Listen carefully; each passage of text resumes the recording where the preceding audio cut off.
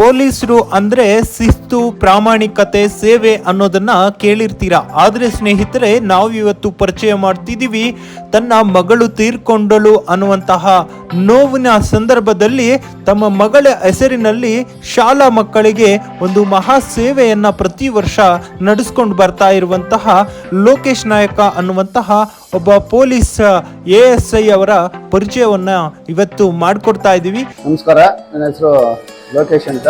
ಶಿವಾಜಿನಗರದಲ್ಲಿ ASI ಕರ್ತವ್ಯ ನಿರ್ವಹಿಸ್ತೇನೆ. ನನ್ನ ಮಗಳು 2019ರಲ್ಲಿ ಒಂದು ಬೆಂಕಿ ಅನಾಹುತದಲ್ಲಿ ತೀರ್ಕೊಂಡಿದ್ಲು.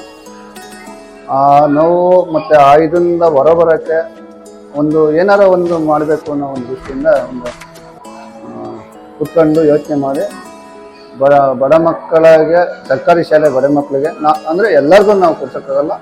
ನನ್ನ 1 ತಿಂಗಳು ಸಂಬಳ ಮತ್ತು ಒಂದು ಎಂಕೇಜ್ಮೆಂಟ್ ಅಂತ ಬರುತ್ತೆ, ಅದು ಎಲ್ಲ ಸೇರಿ ನನ್ನ ಸಂಬಳದ ಜೊತೆಲೆ ನನ್ನ ಕೆಲವರು ಸ್ನೇಹಿತರು, ನಮ್ಮ ಕುಟುಂಬದವರು ಎಲ್ಲರ ಸಹಾಯದಿಂದ ಸುಮಾರು ಒಂದು ವರ್ಷದಲ್ಲಿ ಸುಮಾರು ಒಂದು 500-600 ಜನ ಮಕ್ಕಳಿಗೆ ನಾವು ಪ್ರತಿ ವರ್ಷ, ಈಗ ನಾವು 4ನೇ ವರ್ಷ ಮಾಡ್ತಿರೋದು, ಪ್ರತಿ ವರ್ಷ ನಾವು ಮಕ್ಕಳಿಗೆ ಒಂದು ನೋಟ್ಬುಕ್ಕು ಮತ್ತು ಶಾಲಾ ಪರಿಕರಗಳನ್ನು ವಿತರಿಸ್ತಾ ಬಂದಿದ್ದೇವೆ. ಸೊ ಅವರ ಮಗಳ ಹೆಸರಿನಲ್ಲಿ ಹರ್ಷಾಲಿ ಫೌಂಡೇಶನ್ ಅನ್ನುವ ಹೆಸರಿನಲ್ಲಿ 2019ರಿಂದ ಪ್ರತಿ ವರ್ಷವೂ ಕೂಡ ಅವರು ಶಾಲಾ ವಿದ್ಯಾರ್ಥಿಗಳಿಗೆ ಬೇಕಾದಂತಹ ಸಾಮಗ್ರಿಗಳನ್ನ ಕೊಡ್ತಾ ನಿರಂತರವಾಗಿ ಕಾರ್ಯಕ್ರಮವನ್ನ ಮಾಡ್ತಾ ಬರ್ತಾ ಇದ್ದಾರೆ. ಲೋಕೇಶಪ್ಪ ಇವರು 3 ವರ್ಷದ ಮಗಳಾಗಿದ್ದಂಥ ಶ್ರೀ ಹರ್ಷಾಲಿ 2019 ಮಾರ್ಚ್ 19ರಂದು ಶಿವಾಜಿನಗರ ಪೊಲೀಸ್ ಕ್ವಾರ್ಟರ್ಸ್ನಲ್ಲಿ ಆವರಣದಲ್ಲಿ ಆಟ ಮಾಡುತ್ತಿದ್ದಾಗ ಆಕಸ್ಮಿಕವಾಗಿ ಬೆಂಕಿಗೆ ತಗುಲಿ ಮರಣ ಹೊಂದಿದರು. ಮಗಳ ನೆನಪನ್ನು ಅಜರಾಮರಗೊಳಿಸುವ ಸಲುವಾಗಿ ಪ್ರತಿ ವರ್ಷ ಅವಳ ಹುಟ್ಟುಹಬ್ಬದಂದು ಅವಳ ನೆನಪಲ್ಲಿ ತಮ್ಮ 1 ತಿಂಗಳ ವೇತನವನ್ನು ಖರ್ಚು ಮಾಡಿ ಇತರರ ಮಕ್ಕಳನ್ನು ತನ್ನ ಮಕ್ಕಳಂತೆ ಭಾವಿಸಿ ಆ ಮಕ್ಕಳಿಗೆ ಮಾನವೀಯತೆ ಹಾಗೂ ಅವರ ವಿದ್ಯಾಭ್ಯಾಸಕ್ಕಾಗಿ ಪಠ್ಯ ಪುಸ್ತಕಗಳನ್ನು ವಿತರಿಸುತ್ತಾ ಸದಾ ಸಹಾಯಹಸ್ತವನ್ನು ನೀಡುತ್ತಾ ಬರುವುದೇ ಈ ಕಾರ್ಯಕ್ರಮದ ಪ್ರಮುಖ ಉದ್ದೇಶ.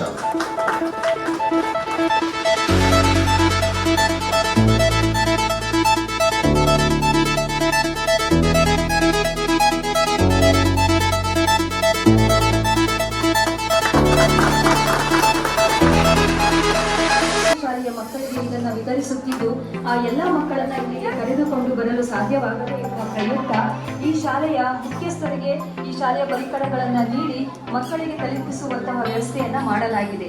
ಇದೀಗ ನಾನು ಶಾಲೆಯ ಹೆಸರನ್ನು ಹೇಳ್ತೇನೆ. ಶಾಲೆಯ ಮುಖ್ಯಸ್ಥರು ಬಂದು ಈ ಶಾಲಾ ಪರಿಕರಗಳನ್ನು ಸ್ವೀಕರಿಸಬೇಕಾಗಿ ವಿನಂತಿ. ಮೊದಲಿಗೆ ಸರ್ಕಾರಿ ಹಿರಿಯ ಪ್ರಾಥಮಿಕ ಪಾಠಶಾಲೆ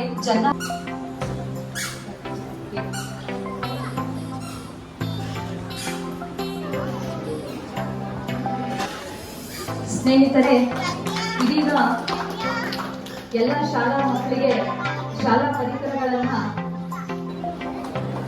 ಜೋರಾದ ಚಪ್ಪಾಳೆಯೊಂದಿಗೆ ಈ ಒಂದು ಸನ್ಮಾನ ಕಾರ್ಯಕ್ರಮಕ್ಕೆ ಪ್ರೋತ್ಸಾಹ ನೀಡಬೇಕಾಗಿ ವಿನಂತಿ.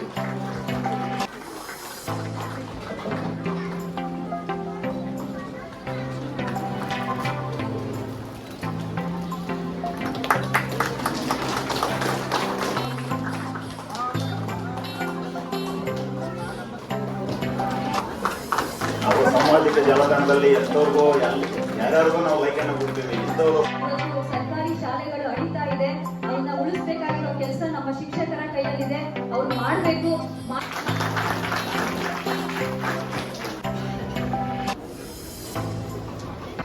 ನನಗೆ ಬಹಳ ಆಶ್ಚರ್ಯ ಆಯಿತು, ಜೊತೆಗೆ ಹೆಮ್ಮೆಯೂ ಕೂಡ ಆಯಿತು.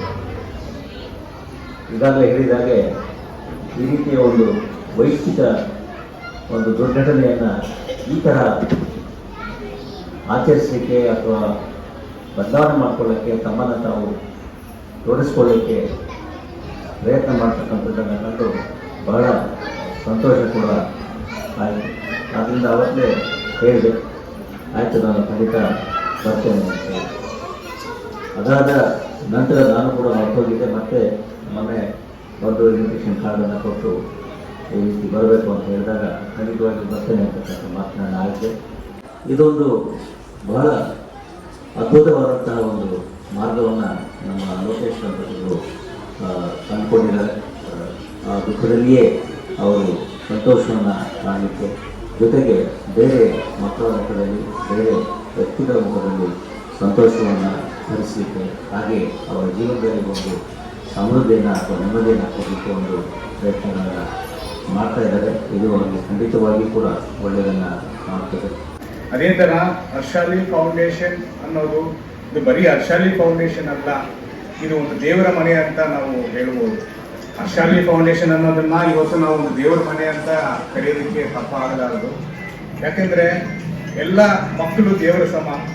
ಅದೇ ಥರ ಇವತ್ತು ನಮ್ಮ ಲೋಕೇಶ್ ನಾಯಕ್ ಹಾಗೂ ಸುಧಾಮಣಿ ಅವ್ರ ಮೇಡಮ್ ಅವರು ಇವತ್ತು ಇಷ್ಟೊಂದು ನೋವಲ್ಲಿನೂ ಮರೆತು ಇಷ್ಟು ಜನರಿಗೆ ಒಂದು ವಿದ್ಯಾಭ್ಯಾಸವನ್ನು ಕೊಡೋದಕ್ಕೆ ಅವರು ಮುಂದಾಗಿದ್ದಾರೆ ಅಂದರೆ ಅದು ತನ್ನ ಮಗಳನ್ನ ಕಲ್ಕೊಂಡು ಸುಮಾರು ಒಂದು 5-6 ವರ್ಷದಿಂದ ಪ್ರತಿ ವರ್ಷ ಅವರು ಮಕ್ಕಳಿಗೆ ಒಂದು ವಿದ್ಯಾಭ್ಯಾಸ ಕೊಡಬೇಕು ಅನ್ನೋದನ್ನ ಯಾರ ಕೈಯಿಂದಲೂ ಸಾಧ್ಯ ಆಗದೆ ಇರೋದು. ಯಾಕಂದ್ರೆ ಈ ವಿದ್ಯಾಭ್ಯಾಸ ಅನ್ನೋದು ಬಂದ್ಬಿಟ್ಟು ಅಷ್ಟು ಈಸಿ ಅಲ್ಲ. ವಿದ್ಯಾಭ್ಯಾಸ ಅನ್ನೋದು ಬಂದ್ಬಿಟ್ಟು ಮಕ್ಕಳಲ್ಲಿ ತುಂಬೋದು ತನ್ನ ತಂದೆ ತಾಯಿ ಹಾಗೂ ಗುರುಗಳು. ಮಕ್ಕಳಿಗೆ ಅವರು ವಿದ್ಯಾಭ್ಯಾಸ ಕೊಡ್ತಾ ಇದ್ದಾರೆ ಅಂದ್ರೆ ಅದೆಲ್ಲ ನಾವು ತುಂಬಾ ಹೆಮ್ಮೆ, ನಾವು ತುಂಬಾ ದೇವ್ರು ಕೊಟ್ಟಿರೋ ಒಂದು ನಮಗೆ ಒಂದು ಗಿಫ್ಟ್ ಅಂತ ಹೇಳ್ಬೋದು. ಇಲ್ಲಿರೋ ಎಲ್ಲ ಫ್ಯಾಮಿಲಿ ಮೆಂಬರ್ಸ್ ಇರ್ಬೋದು, ಎಲ್ಲ ಮಕ್ಕಳು ಇರ್ಬೋದು. ದಯವಿಟ್ಟು ಇದನ್ನ ನಾನು ಬಾಗುವುದು ಎನ್ನ ಕಾಯ, ಬಾಗುವುದು ಎನ್ನ ಕಾಯ. Good afternoon everyone. Today I am going to express a great Harshali Foundation because of the I am also facing this. I am also studying in a small village that is a Jannavari study materials for all government school. Thank you. ತುಂಬಾ ಧನ್ಯವಾದಗಳು ಪ್ರತೀಕ್ಷಾ. 2019ರಲ್ಲಿ ನನ್ನ ಮಗಳು ಅನಿರೀಕ್ಷಿತವಾಗಿ ಕ್ವಾರ್ಟರ್ಸಲ್ಲಿ ಆಕಸ್ಮಿಕ ಬೆಂಕಿಗೆ ಅವಳು ಬಿದ್ದಿರ್ತಾಳೆ. ನಾನು ವಿಧಾನಸೌಧದಲ್ಲಿ ಡ್ಯೂಟಿ ಮಾಡ್ತಿರ್ತೀನಿ. ನನಗೇನು ಅವ್ರು ಏನಾಯ್ತು ಅಂತ ಗೊತ್ತಿಲ್ಲ. ನಮ್ಮ ಮಿಸ್ಸಸ್ ಫೋನ್ ಮಾಡಿ ಈ ಥರ ಹಾಸ್ಪಿಟ್ಲಿಗೆ ಬಂದು ನಿಂತಾಗಿದ್ದು. ನಾನು ಗೌರ್ಮೆಂಟ್ ಹಾಸ್ಪಿಟ್ಲಿಗೆ ಹೋದೆ.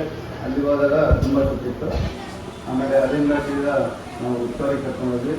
ವಿಕ್ಟೋರಿಯಾದಲ್ಲಿ 9 ದಿನ ಅವರು ಜೀವನ ಹೋರಾಟ ಮಾಡಿ ಈ ಒಂದು ಪ್ರೋಗ್ರಾಮ್ ಮಾಡಿಬಿಟ್ಟು ನಮ್ಮ ಹಿರಿಯ ಅಧಿಕಾರಿಗಳನ್ನ ಯಾರನ್ನಾರು ಪ್ರತಿ ವರ್ಷ ಯಾರನ್ನಾರು ಹಿರಿಯ ಅಧಿಕಾರಿಗಳನ್ನ ಫಂಕ್ಷನಿಗೆ ಕರೆದ್ಬಿಟ್ಟು ಅವ್ರ ಕಡೆಯಿಂದ ಶಾಲಾ ಟೀಚರ್ಸ್ಗಳಿಗೆ ಕೊಟ್ಬಿಟ್ಟು ನಾನು ರಜೆ ಹಾಕ್ತೀನಿ. ಇದು ಫಂಕ್ಷನ್ ಆದ ತಕ್ಷಣ ರಜೆ ಹಾಕ್ತೀನಿ. ಅದಕ್ಕಿಂತ ಪ್ರತಿಯೊಂದು ಶಾಲೆಗೆ ಹೋಗ್ಬಿಟ್ಟು ನಾವು ಆ ಶಾಲೆಗೆ ತಲುಪಿಸ್ಬಿಟ್ಟು ನೆಕ್ಸ್ಟ್ ನಾವು ಬರೋದು. ಪ್ರತಿಯೊಂದು ಶಾಲೆಗೆ ತಲುಪಿಸ್ಬಿಟ್ಟು ಇಲ್ಲಿ ಬರ್ತೀವಿ. ಸಲ ನಮ್ಮ ಅನುಚೇತ್ ಸರ್ ಬಂದರು. ಈ ಸಲ ನಮ್ಮ ದಯಾನಂದ ಸರ್ ಕೇಳ್ಕೊಂಡೆ, ಅವರು ಒಪ್ಕೊಂಡು ಈ ಕಾರ್ಯಕ್ರಮಕ್ಕೆ ಬಂದರು. ತುಂಬ ಧನ್ಯವಾದಗಳು ಸರ್. ಆಮೇಲೆ ದಯಾನಂದ್ ಸರಿಂದ ನಾನೊಂದು ಮಾನವೀಯತೆ ಒಂದು ಮೆರೆದ್ರು. ಅದನ್ನು ಭಾರಿ ಇಷ್ಟಪಟ್ಟೆ ನಾನು. ಏನಂತಂದರೆ ನಾವು ನೋಡ್ತಾ ಇರ್ತೀವಿ, ಯಾವುದೇ ಬರ್ತ್ಡೇ ಬಂದರೆ ನ್ಯೂ ಇಯರ್ ಬಂದ್ರಂತೂ ಭಾರಿ ಹೆಂಗೆ ಅಂದರೆ ಶಬ್ದಗಳು ಇದ್ದಾರೆ, ಎಲ್ಲರೂ ಭಕ್ತಿ ಸ್ವೀಟ್ ಎಲ್ಲ ತೊಗೊಂಡೋಗಿ ಕೊಡ್ತಾರೆ. ನಾನು ಹೋದ ಸಲ 1-2 ಸಲ ನೋಡಿದ್ದೆ, ರಾಶಿ ಹಿಂಗೆ ಇಸ್ಕೊಂತಾರೆ, ಹಿಂಗೆ ಎಸಿತಾರೆ. ಆದರೆ ಈ ಸಲ ನಮ್ಮ ಸಾಹೇಬರು ಒಂದು ಮಾತು ಹೇಳಿದರು, ಯಾವ್ಯಾವ ನಿಮ್ಮ ಸ್ಟೇಷನ್ ಲಿಮಿಟ್ಸಲ್ಲಿ ಅನಾಥಾಶ್ರಮ ಇದ್ದಾವೆ, ಯಾವ್ಯಾವ ನಿಮ್ಮ ಸ್ಟೇಷನಲ್ಲಿ ಬಡ ಮಕ್ಕಳಿದ್ದಾರೆ ಅಂಥವ್ರಿಗೆ ಹೊಸ ವರ್ಷದ ದಿನ ನೀವು ಹೋಗ್ಬಿಟ್ಟು ಅಲ್ಲಿ ಕೇಕ್ ಕಟ್ ಮಾಡಿ, ಅಲ್ಲಿಗೆ ನಿಮ್ಗೆ ಏನು ಮಾಡೋಕ್ಕಾಗುತ್ತೆ ಅದನ್ನು ಮಾಡಿ ಅಂತ ಹೇಳಿದ್ರು ನಮ್ಮ ಸಾಹೇಬರು. ಅದು ಇವ್ರು ಹೇಳಿದಾಗ ನನಗೆ ನಿಜವಾಗ್ಲೂ ನಂಬಲಿಕ್ಕೆ ಸಾಧ್ಯ ಆಗಲಿಲ್ಲ. ಸರ್ ಒಪ್ಕೊಂಡ್ರ, ನಾವು ತುಂಬಾ ಸ್ಟ್ರಿಕ್ಟ್ ಸರ್ ಅನ್ನೋದೊಂದು ಬಿಂಬ ನನ್ನ ತಲೆಯಲ್ಲಿತ್ತು. ಹೌದು, ಸರ್ ಈ ತರ ಫೌಂಡೇಶನ್ ಇಂಥ ಕಾರ್ಯಕ್ರಮಗಳಿಗೆ ಬರಲ್ಲ ಅನ್ನೋದು ನನ್ನ ಮನಸ್ಸಿಗೆ ಅನಿಸಿತ್ತು.